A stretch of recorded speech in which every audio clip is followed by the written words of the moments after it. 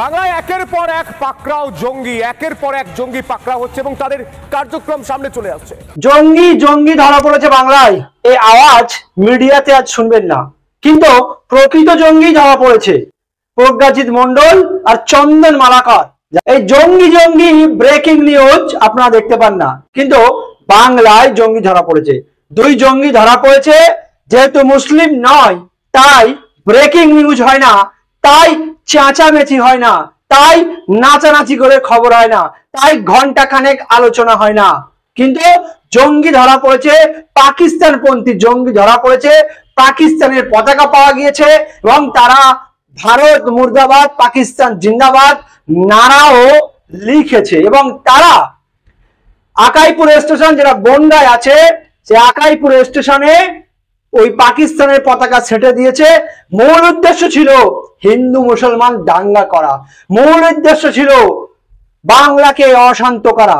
সেই জঙ্গি ধরা পড়েছে আজকে, এবং আজকে বনগাঁ পুলিশ তারা প্রেস বিজ্ঞপ্তি দিয়েছে এবং তারা তাদের যে সোশ্যাল হ্যান্ডেল সেই কথা তারা ব্যক্ত করেছেন, লিখেছেন, টুইট করেছেন, ফেসবুকে পেজ করেছেন এবং রাজ্যের পুলিশ কর্তা তারাও সেটাকে সামনে এসে পুলিশের বাইটও দিয়েছেন। ভাবতে পারছেন, এটা যদি এই দুই বিজেপি কর্মী এবং সনাতন একতা পরিষদের যদি সদস্য এরা বাদে কেউ যদি মুসলিম হতো, আব্দুল জব্বার খলিল কেউ হতো, তাহলে বাংলার প্রতিটা মিডিয়া নাচানাচি করতো, সর্বভারতীয় মিডিয়া তারা নাচানাচি করতো।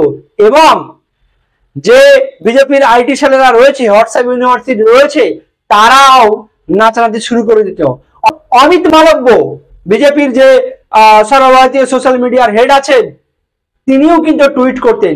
শুভেন্দু অধিকারীও কিন্তু নাচানাচি করে তিনি বাইরে দিতে লেগে যেতেন এবং তিনি রাজ্য সরকারের ওপর বিভিন্ন রকম অভিযোগ দেন এবং আবার নতুন করে বলতেন যে আদিদের সরকার, মোল্লার সরকার, মমতা বেগমের সরকার চলছে এবং বাংলাদেশ পাকিস্তান বাংলাদেশের অংশ হবে পশ্চিমবঙ্গ, বিভিন্ন রকম বলতেন। কিন্তু সেই সব কোনো আলোচনা আমরা দেখতে পাই না।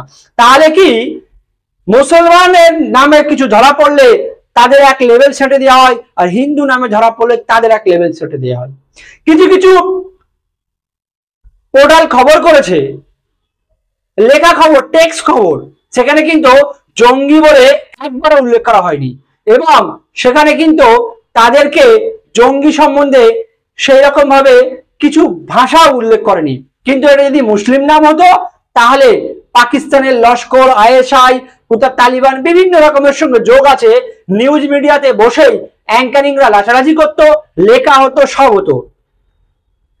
একই ভারতের সংবিধানে, একই ভারতে হিন্দু মুসলমানের অপরাধী হবে বিভিন্ন রকম অ্যাঙ্গেল থেকে বিভিন্ন ভাবে খবর পরিবেশন করা হয়। তাহলে এখানেও বিভেদ। এই বিভেদ এক প্রকার দেশদ্রোহী, এই বিভেদ এক প্রকার সন্ত্রাসেরও জন্ম দেয়, এই বিভেদ, এই ঘৃণা এক প্রকার সাম্প্রদায়িকতারও জন্ম দেয়। এই মুসলিম হলে একরকম খবর পরিবেশন, হিন্দু হলে একরকম খবর পরিবেশন। তার জন্য কিন্তু এই ভারতে, এই বাংলায় হিন্দু মুসলমান ঘৃণা বাড়ছে, হিন্দু মুসলমান ভেদাভেদ বাড়ছে, হিন্দু মুসলমানে হিংসা সৃষ্টি হচ্ছে। সংবিধানের চতুর্থ স্তম্ভ মিডিয়া হিন্দু মুসলমান বিভেদ করছে। হিন্দু নাম হলে এক খবর, মুসলিম নাম হলে অন্য খবর, সেগুলো আমরা বারবার দেখেছি। এই সংবিধানের চতুর্থ স্তম্ভ যে দেশে হিন্দু মুসলমান বিভেদ করছে, সংবিধান বিরোধী কাজ করছে, এক প্রকার দেশদ্রোহী কাজ করতে বলা যায়। কেননা মুসলিম হলে তাদেরকে সঙ্গে সঙ্গে জঙ্গি, আইএসআই, তালিবানি বিভিন্ন রকমের নাম জুড়ে দেওয়া হয়। কিন্তু সে জায়গায় হিন্দু হলে তারা খবরের কোনো জায়গায় জঙ্গি বলে উল্লেখ করে না, তারা কোনো জায়গায় বিভিন্ন রকম 10-15 বছরের ইতিহাস ঘেঁটে তথ্য বের করে না। কিন্তু মুসলিম হলে আলাদা খবর পরিবেশন করা হয়। এখান থেকেই ভারতে যে হিন্দু মুসলমানের বৈষম্য হচ্ছে, ঘৃণা হচ্ছে, তার জন্য মিডিয়াও কিন্তু দায়ী, সেটা পরিষ্কার ভাবে আমরা দেখতে পাচ্ছি। এই যে দুজন ধরা পড়েছে, বিজেপির কর্মী এবং সনাতনী একটা হিন্দু পরিষদ যে আছেন তাদের সদস্য, এবং পুলিশ যে বিবৃতি দিয়েছেন সেই বিবৃতিটা আপনারা দেখে নিন। প্রথমে সবাইকে নমস্কার। আপনাদেরকে আমরা জানাতে চাইছি যে গতকাল রাত্রে গোপালনগর থানায় কাইপুর রেলওয়ে স্টেশনে কাছে একটা সতর্কতা রয়েছে, ওখানে আমরা পাকিস্তানে যে জাতীয় ফ্ল্যাগ আছে ওটা আমরা ওখানে পেয়েছিলাম। পরবর্তীকালে সোর্স ইনফরমেশন লাগিয়ে বিভিন্ন ইন্টেলিজেন্স ইউজ করে আমরা যারা এটা লাগিয়েছিলেন এদের আমরা খোঁজ পাই। তারপরে জানা গেছে যে ওখানকারই স্থানীয় বাসিন্দা গোপালনগর থানায় দুজন নাম হচ্ছে, একজন চন্দন মালাকর বয়স হচ্ছে 30, একটা নাম হচ্ছে প্রজ্ঞাজিৎ মন্ডল। ইচ্ছাকৃত ভাবে ইন্টেনশন এটা উনি ওটা কাজ করেছিলেন। তারপরে এটাও জানা গেছে যে ফ্ল্যাগটা ওখানে পাকিস্তানে লাগানো আছে, এটাও ওদের ধারণা ছিল, কনস্পিরেসি ছিল যে ওখানে লেখা হবে হিন্দুস্তান মুর্দাবাদ, পাকিস্তান জিন্দাবাদ। কমিউনাল ডিসহারমনি পেদা করার জন্য ওটা এই কাজটা করতে চলেছিল। পুলিশ টাইমে ইনফরমেশন পেয়ে ওদেরকে অ্যারেস্ট করা হয়। ওরা এই কথাটা কনফেস করেছে, আমাদের কাছে ম্যাটেরিয়াল এভিডেন্সও আমরা পেয়েছি। স্পেসিফিক কেসে আমাদেরকে অ্যারেস্ট করে আজকে আমরা লন্ডন কোর্টে ফরওয়ার্ড করছি এন্ড পিসি ডিমান্ড করছি। এই কেসে আরো কারা যারা ইনভলভ আছে ওটা আমরা দেখছি, আর যারা যারা এর মধ্যে ইনভলভ আছেন আর যারা যারা সাম্প্রদায়িক এই যে অস্থিরতা এটা বাড়ানোর যে চেষ্টা করছে ওদের এগেনস্ট আইনগত পদক্ষেপ নেওয়া হবে, এটা আমরা কাউকে ছাড়বো না। এন্ড আপনাদের মাধ্যমে সবাইকে আমি শুধু একটা সেন্সিটাইজ করতে চাই, যে কোনো রিউমার আপনারা গুজবে কান দেবেন না। আমাদের যে স্থানীয় বাসিন্দারা রয়েছে ওটা নিজের রিজনটা যেন ইউজ করে, আর যদি কোনো ওনাদের কাছে ইনফরমেশন থাকে পুলিশ সঙ্গে share. Thank you sir.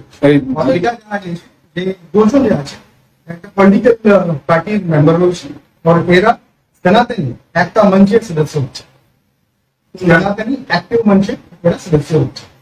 Political যেটা এখন আমাদের এখন ইনভেস্টিগেশন চলছে।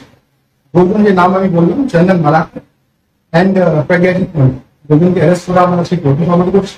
তারপরে যারা যারা আরো এই কনস্পিরেসির মধ্যে ইনভলভ আছে, কমিউনিটি এখানে কাজা করার চেষ্টা করছে বা এই সিটটা নেওয়ার চেষ্টা করছে, ওটা আমরা আইনগত পদক্ষেপ নেওয়া। এদের বাড়ি কোথায়? পিসি ডেফিনেটলি চাই। এদের বাড়ি কোথায়? গোপাল গোপাল মাত্র। Thank you.